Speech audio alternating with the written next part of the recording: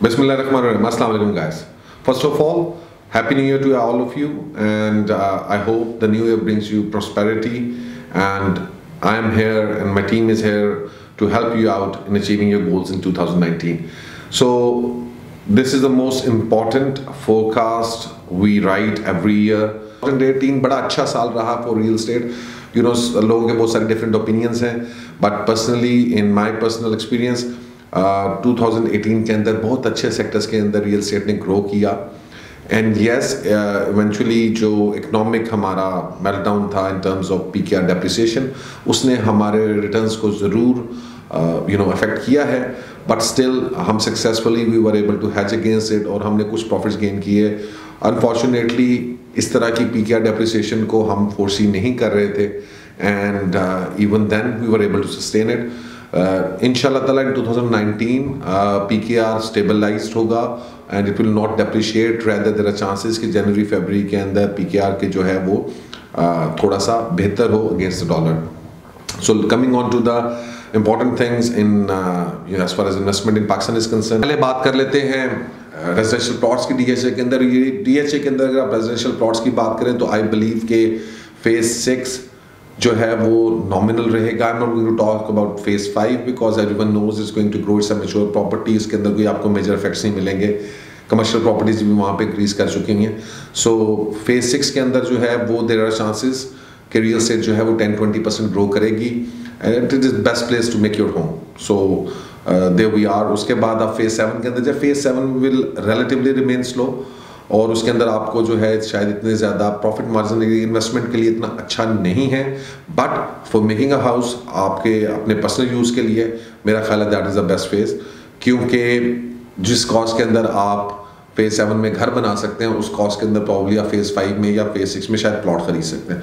So again, अगर आप smart investor हैं तो यू वुड प्रेफर कि आप फेज 7 के अंदर घर बनाएं एंड सेव योर मनी और उसको जो है आप कहीं और री इन्वेस्ट करें. Coming on to phase 8 now. Phase 8 is obviously मेरी नज़र में सबसे ज़्यादा सिक्योर और सेफेस्ट इन्वेस्टमेंट है all across DHA, और उसके अंदर in times to come investment value भी और घर के लिए भी, दोनों चीज़ों के लिए वो बहुत अच्छा है.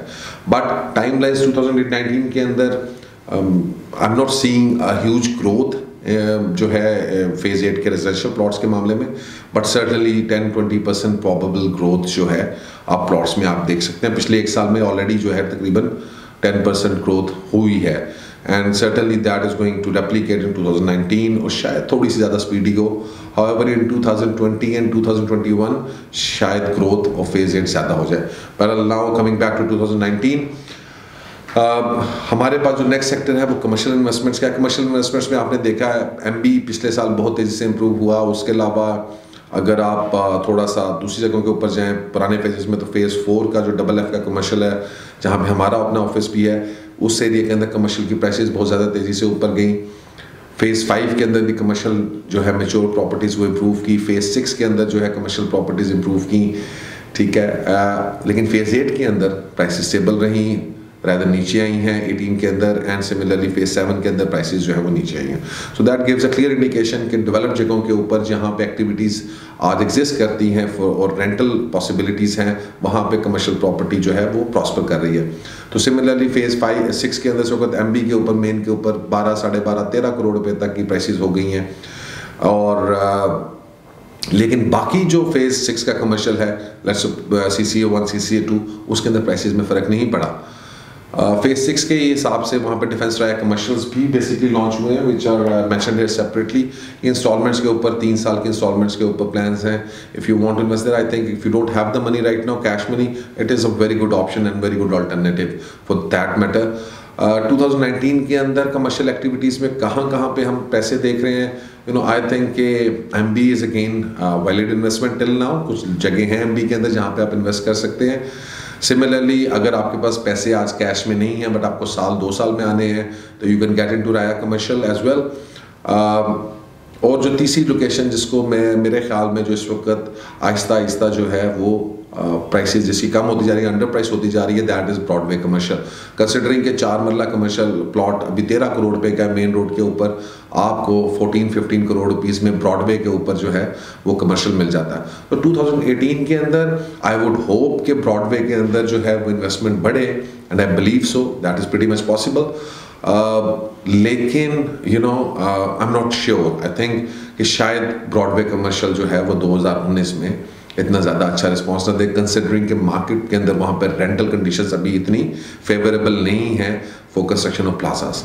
So, in my opinion, Broadway commercial is one of the most safest and secure place. अगर आप उसको एक लॉन्ग टर्म या मिड टर्म प्लान पे 2 to 3 years 4 years के प्लान पे बाय करना चाहते हैं, that would give you the maximum returns in times to come. के अलावा जो है फेज 7 का हमारे पास कमर्शियल है, again I explained it earlier as well. I don't see a lot of potential there. उसके अलावा 9 Prism रेजिडेंशियल प्लॉट्स की जब हम बात करें तो बहुत सारी कुछ ऐसी जगह हैं जहाँ पर प्राइसेस इस वक्त बड़ी ल्यूक्रेटिव हैं अगर आप उसमें मिड टर्म और लॉन्ग टर्म इन्वेस्टमेंट करना चाहते हैं। शॉर्ट टर्म में again in 2019 I don't foresee a lot of returns as far as 9 Prism is concern, specially considering के 4-5 लाख रुपए की आपकी ट्रांसफर की कॉस्ट पड़ती है, तो उससे बहुत बेहतर है you move on to 5 मरला plots or 10 मरला plots even, जिनके अंदर आप इन्वेस्टमेंट करें तो probably they can offer you better returns than one canal at some point of time in 2019. लेकिन in general I'm not very hopeful, और अगर मुझे आप preference देंगे and if I have more money तो 9 Prism से मेरा ख्याल है phase 8 के अंदर इन्वेस्ट करना is more sensible. Okay guys, now we're going to talk about 2 projects which are in DHA. एक DHA का अपना joint venture है with Goldcrest in Goldcrest with Giga Mall, और एक इमलाक होम्स का प्रोजेक्ट है इन फेज 9 टाउन 5 मरला इंस्टॉलमेंट्स के ऊपर 5 मरले के घर। ये दोनों प्रोजेक्ट्स जो हैं ये अवेलेबल हैं। गोल्डक्रेस्ट के बारे में हमने आपको बताया था 2018 के अंदर, और अल्हम्दुलिल्लाह इस वक्त तकरीबन 30-40% से ज़्यादा का गेन जो है जिन लोगों ने इन्वेस्ट किया है 2018 में दे हैव अचीव्ड दैट। और 2019 के अंदर क्योंकि इसका कमर्शियल एक्टिविटी शुरू होनी है और पोजेशन भी एक्सपेक्टेड है by the end year 2019, so I believe के इसके अंदर जो है आपको एक अच्छा प्रॉफिट मार्जिन मिल सकता है अगर आज भी आप इसको बाय करते हैं, इवन अगर आप रीसेल में भी परचेज करते हैं।